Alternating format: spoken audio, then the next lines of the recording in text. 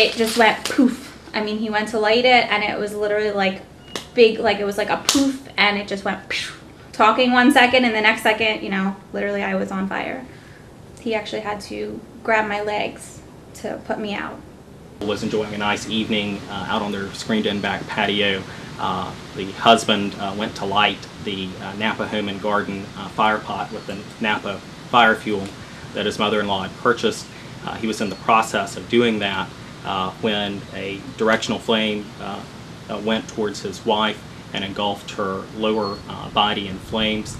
They called 911. EMS came to the house. She was taken to MUSC and then later transferred to the Still Burn Center in Augusta. The fuel that's contained in the Napa Home and Garden gel is actually a product that's better than 90% ethyl alcohol.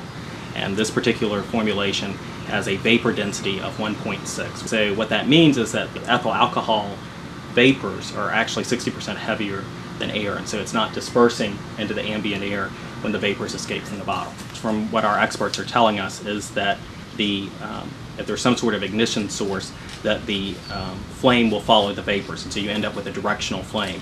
All of the reports that we've read about and the reports here in South Carolina are that this was not an explosion that went in a complete 365-degree direction, but rather a directional flame that went in a specific path towards a specific unfortunate individual. And the gel continues it adheres to the skin and clothing and continues to burn.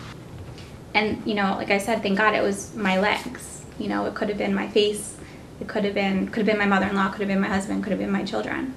I don't want this to happen to anybody else, because it could have been a million times worse. I mean, honestly, I consider myself lucky.